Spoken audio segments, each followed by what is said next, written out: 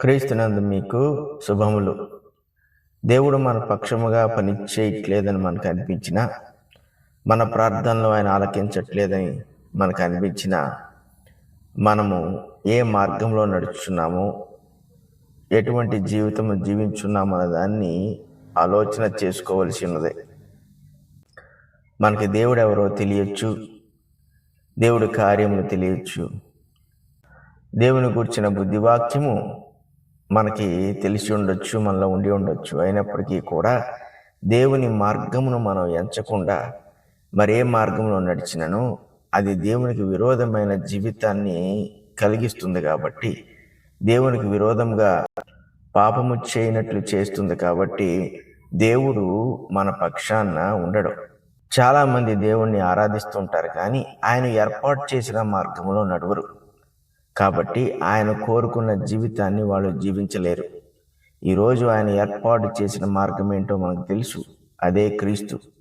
క్రీస్తుని అనుసరించకుండా మన జీవితాన్ని మనం జీవిస్తున్నప్పుడు ఏ విషయాల్లో అయితే ఆయనను మనము అతిక్రమిస్తున్నామో ఆ విషయములు బట్టి జీవితం అంతటి మీద, జీవితంలో ఉన్న వాటన్నిటి మీద కూడా ప్రభావం పడుతుంది.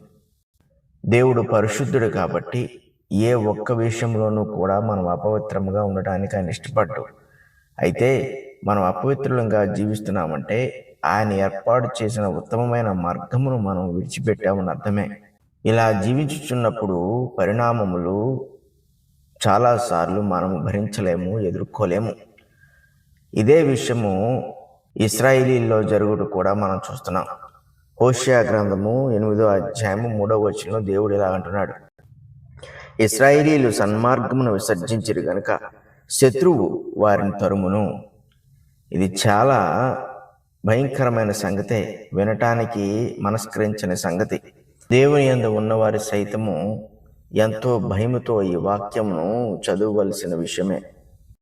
ఇశ్రాయేలీలకు ధర్మశాస్త్రములను వాళ్ళు చెప్పుకోవడానికి వారి యొద్ద దేవుడు అనే నామము ఉన్నప్పటికీ కూడా, వాళ్ళు ఎన్నో అర్పణలు అర్పించినప్పటికీ, దేవుణ్ణి ఆరాధించినప్పటికీ, వాళ్ళు ఆయన సన్మార్గమును విడిచి ఇవన్నీ చేస్తున్నప్పుడు దేవుడు వారిని శత్రువునకు అప్పగించక తప్పలేదు. మేము దేవునికి ఇవన్నీ చేస్తున్నాము కదా అనే ఒక వాదము వాళ్ళ యొద్ద ఉండకుండా లేదు. అయినప్పటికీ కూడా దేవుడు వారితో ప్రతివాదము చేస్తున్నాడు. వాళ్ళ యొక్క అపరాధములను, అపవిత్రతలను వారికి ఎత్తి చూపుచున్నప్పుడు ఇశ్రాయేలీల నోట మాట లేకుండా పోయెను. ఈరోజు సంఘం విషయంలో కూడా ఇదే పరిస్థితి జరుగుతుంది. ఎవరైతే దేవుడు ఏర్పాటు చేసిన సన్మార్గమందు నడవరో, అంటే మంచిని అనుసరించరో, వారందరూ కూడా చెడును మాత్రమే చేస్తూ ఉంటారు. కాబట్టి శత్రువు వారిని తరుమక తప్పదు. సన్మార్గం అనగా దేవుడు ఏర్పాటు చేసిన మంచి. దేవుడు మంచివాడు కాబట్టి ఆయన మంచి మార్గమునే ఆయన ప్రజలకు ఏర్పాటు చేస్తాడు. ఆ మంచిలో ఎంత మాత్రము అపవిత్రత ఉండదు, దుఃఖం ఉండదు, అలాగే నష్టమును దేవుడు ఏర్పాటు చేయడు.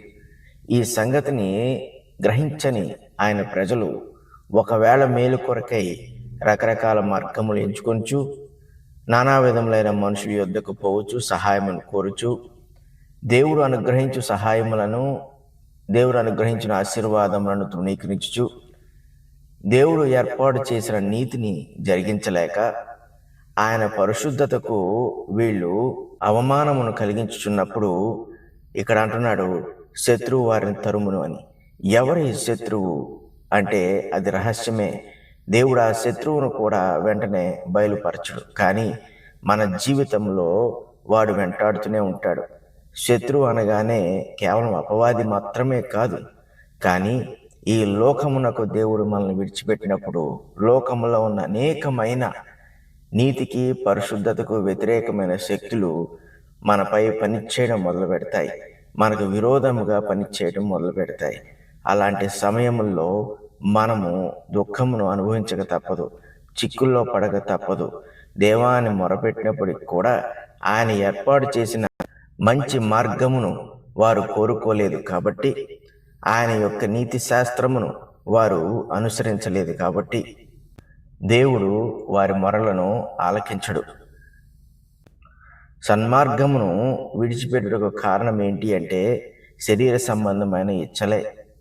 ఈ శరీర సంబంధమైన ఇచ్చలను క్రీస్తును తెలుసుకున్న తర్వాత, ఆయన యొక్క పరిశుద్ధతను పొందిన తర్వాత, ఆయన యొక్క నీతి న్యాయములను ఎరిగిన తర్వాత విడిచిపెట్టలేకపోవటం అనేది సంపూర్ణమైన రక్షణకు సూచన కాదు.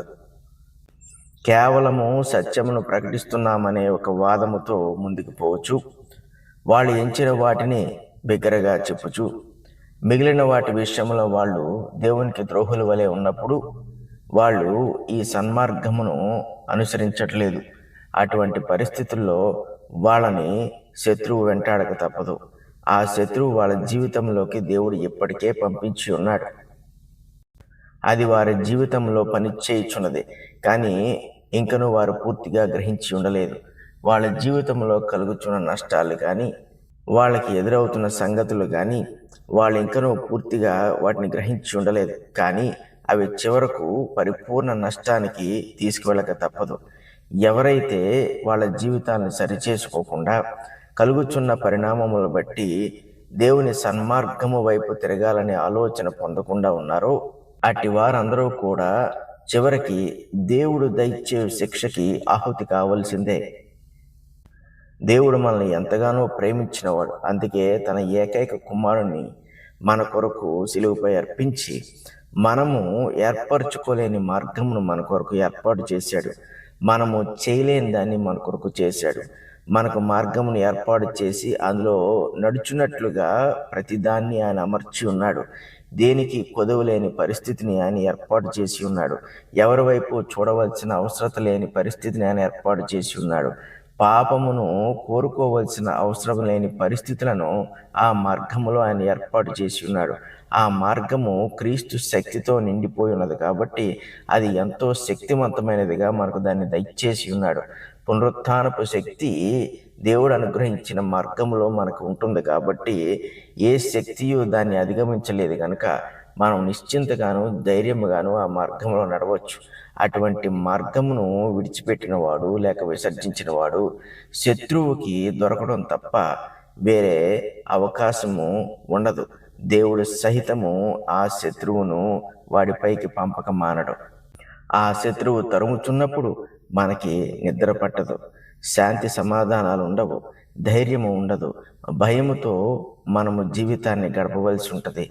ఏదో ఒక ఆధారమును భూమి మీద మనం పొందాలనే ఆలోచనతో దాని వైపు పరిగెత్తుచు మనుషులకు దాసోహం అయిపోవచ్చు, పరిస్థితులకు మనము దాసులం అయిపోవచ్చు. దేవునికి విరోధముగా ఇంకనూ తప్పిదములు చేస్తూ జీవించవలసిన పరిస్థితి ఏర్పడుతుంటుంది.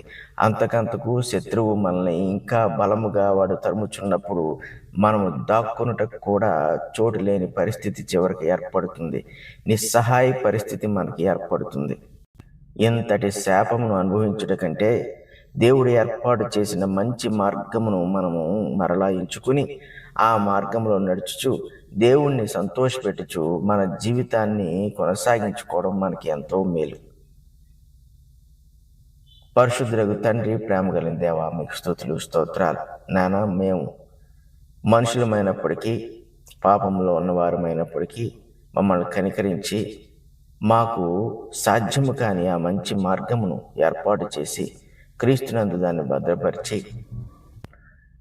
నిన్ను చేరులాగున మాకిచ్చిన అవకాశం బట్టి మీకు స్తుతులు స్తోత్రాలు. నాన్న, దానిని గట్టిగా చేత పట్టుకుంటూ సహాయం చేయండి. దాన్ని విసర్జించే ఆలోచనలైనను క్రియలైనను మాలో వండుకున్నట్లు నీ జ్ఞానమును కృపను అనుగ్రహించమని, నీకు నమ్మకమైన వారంగా ఈ భూమి మీద జీవించడానికి సహాయం చేయమని యేసు పరిశుద్ధ నామమున అడుగుచున్నాము తండ్రి. ఆమేన్.